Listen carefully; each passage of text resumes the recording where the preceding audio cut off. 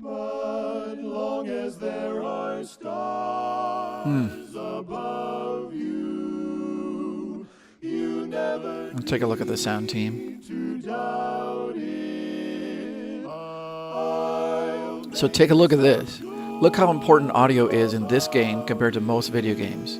Most video games, you got one or two people. And look, that's fantastic. What they got going on there. QA people? Really, only 3 QA leads. Well, that's within the company. And then there's whatever the publisher and all the contracted QA people. The world could show nothing to me. So what good would live? Fair enough.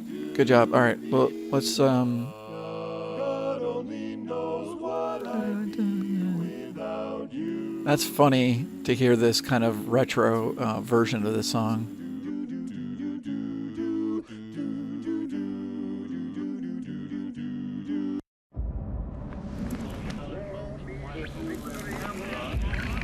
So,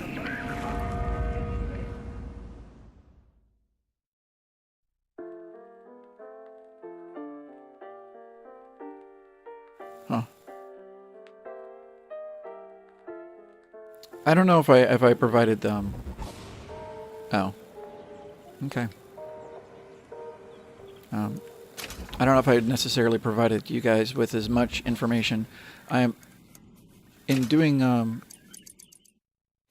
doing my editing of the first video series or first part of it. I realized how poorly, in my opinion, I went through and described some of this stuff. So I'm gonna do. Hopefully, I'm gonna do better as I decide to do these games.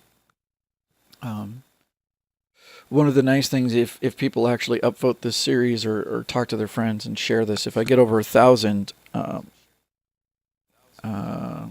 subscribers, I will have a much easier time in uploading and dealing with YouTube. That would be nice. And so, what are some of the takeaways about this game? I think one of the big things you want to take away is how much care had to be done and had to be taken in regards to the demographic that they were reaching for. I think that's one of the first things that gamers take for granted. They think they are the primary income source for a game. And more, as you've seen in social games and whatnot, you have people who you wouldn't even consider to be a gamer at all. And you have tens, hundreds of millions of dollars going into companies who are not catering to gamers. And this game had to bridge both. And that is not easy. To sit there and make a game that you have to it's like public speaking. You have to go up and you have to talk to about 10, 15 different demographics. That's not easy. Especially when you have critical, douchey gamers like me who are going to criticize you for something that doesn't work for me. And it might work for another gamer, but it doesn't work for me. And then I think you made a bad decision. And, of course, not thinking about the overall scope and responsibilities. The pacing of this game is the next thing I'd like to talk about. I think is just pretty fantastic. They did a pretty good job, and I'm not just talking about writing pacing. I'm not talking about overall pacing. Each department, each individual game mechanic, thought process, experience has all been paced pretty well.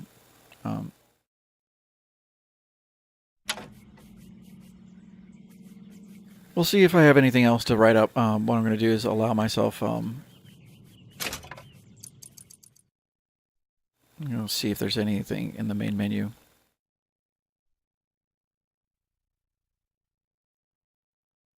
And go to pictures.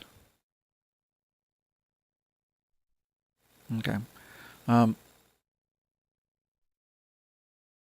As far as art direction and tying in, one of my main principles of any game that's going to be a big game, going to be worthwhile, is game concept, game writing, game design, art direction, programming, AI, and UI.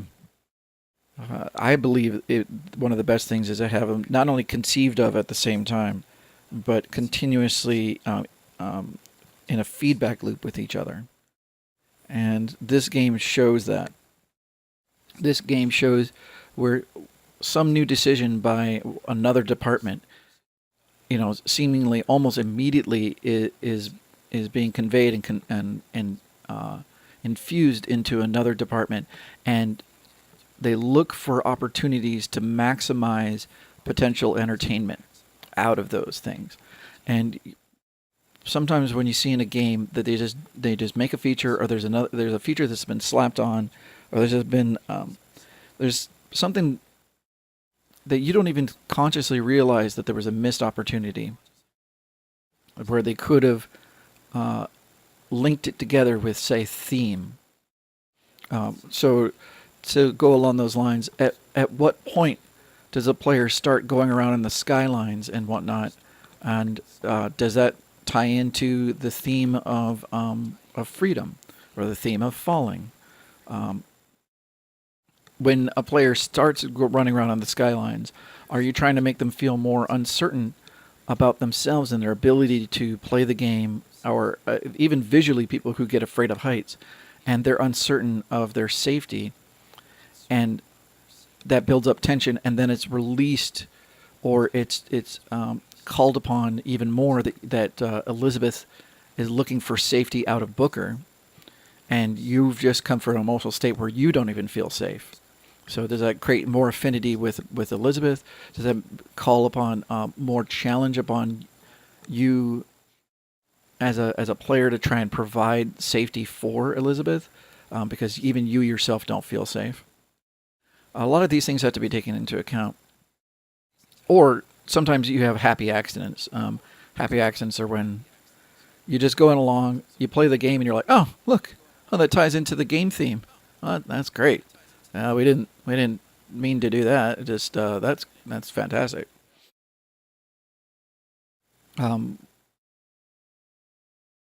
know I'm talking about overall big things here, but it was funny how it was pretty hard to notice that Comstock didn't look like Booker. But when there was a younger Comstock, you notice how the nose and the eyes and everything, they made it look a lot more like Booker. So that even before you get the reveal, you have a little bit of a subconscious clue. You're like, wow, that looked a lot more like Booker. Especially you saw the hair, the way the hair was swept over to the side. So that was a neat little. There's just so many neat little tricks that happened on this game, and I guess I remember the hubbub about how long this game took to make, but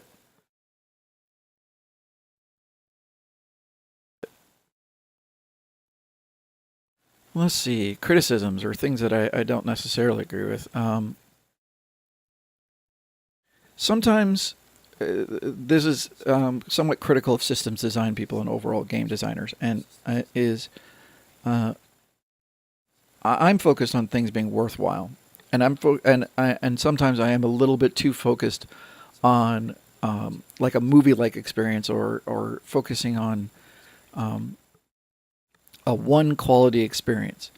And games are interactive things, and they do need to have variance, and they do need to not always be presenting the same thing to all players. And you don't know if your particular flavor is going to work for other people. That said, sometimes I've seen bonuses, I've seen loot drops, I've seen random things and equipment in this game, but I'm talking about in general, where no one in their right mind would ever go when they have a chance to have just like plus 15% movement speed at all times, or they could have plus 20% movement speed if they jump through a hoop and they're on fire and this and that and this and that. I'm making an extreme example, but you have something that's so conditional, or so marginal, or there's another option that's available that's so vastly superior that it doesn't matter. You could have a million other piece of crap options and say, "Wow, look at we've got 200 pieces of equipment. You could play through Bioshock Infinite over and over and over again, and there's 200 different hats." But it's inconsequential, and trying to draw the line between overpowered and impactful, and also trying to bring into something um, that encourages the gameplay that makes Bioshock Infinite more unique. You saw how many times that they had something that involved skylines, and you could have had possibly you could have had less equipment that still involved skylines that was more impactful. Um, I don't know. Like I said, I'm vaguely griping insofar as the fact that options when it comes to equipment and loot drops and generally, actually, even this game is talking about. Oh, that's wonderful! What a long game. Of course, they get to talk about this. Um, Born to Crunch. All right. Anyway, um,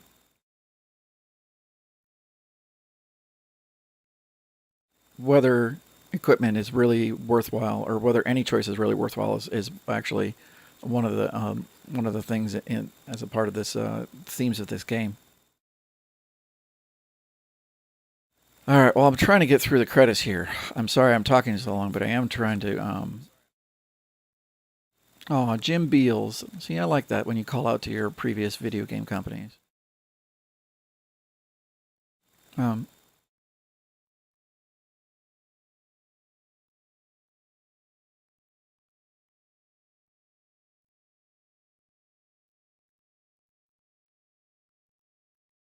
I am not a fan, for the most part, um, to have quests that make you backtrack to get optional stuff. Especially if it's something that's going to enrich the game. That's one thing. Equipment and bonuses, okay. But anything that's going to enrich the game, I'm not a huge fan of that. Um, and then especially in a game like this, that it's generally a bunch of just running around. Uh, the sheer length of how far back I had to go to get some of these things was not my favorite thing. And I don't necessarily know why they were so far apart. If you remember, well, you did not get to see it on this playthrough, but on a playthrough you will never see. Um, I got the Sally special equipment. I went back and I pressed the button under the register, and I got some stuff there. And that was pretty close. That wasn't too far back. It didn't feel that far back. Um, didn't feel like a whole minute of walking, but maybe it was. Oh, things to talk about. Things to talk about.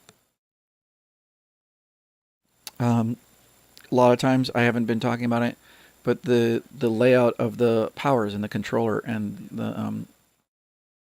the way they make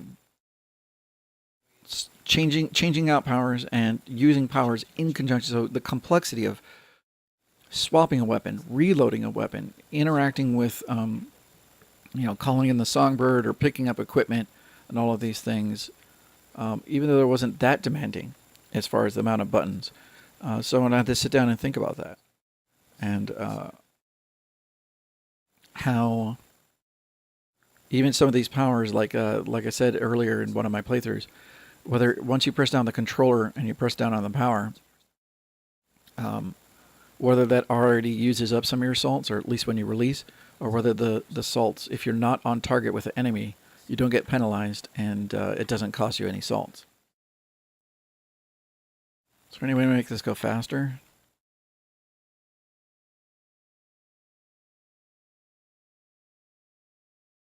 Ah, here we go.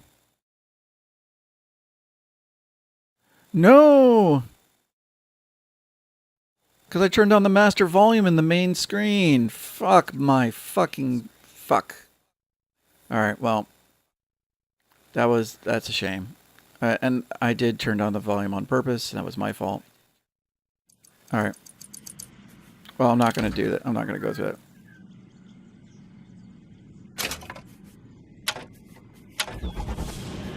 Well, I've been told that at the very end, Booker gets to walk into the room, and you can almost see whether he still has his baby or not. And actually, I think that's it's kind of irrelevant. It almost it's almost like for audiences, they didn't want to leave it on such a grim note that Booker just gets drowned. So they wanted to give you an option where the Booker you were playing is alive and he gets to see Anna. Maybe not. And it's irrelevant to some extent. What, if anything, this game is talking about how if there's an infinite number of choices, that all choices are incredibly meaningful and incredibly meaningless. And if anything, one of the funny life lessons for younger gamers out there is it's your particular playthrough where your choices matter. So you better choose correctly for your playthrough of your game, your life. But all the other choices that you didn't go down, you have to just let them go, because there's an infinite number of them, and if you sit there with regret, it'll poison your particular playthrough. And I guess on that note, maybe I should just wrap it up. This has been BrainStorm with Brian Sturm, and this has been Bioshock Infinite. I had a lot of fun, and I hope you guys all appreciated what I brought here. I have no problem with people critiquing me, with them criticizing whatever I'm bringing. If I'm not bringing enough to the table, feel free to tell me so. I'll try to do my best, but I don't really care. This is for me, and if anybody else happens to come along on the ride and enjoy it, then I'm really happy to share it with you. And I will do my best to provide you as much information or resources as I can when I have the time. All right. It's been a pleasure, folks.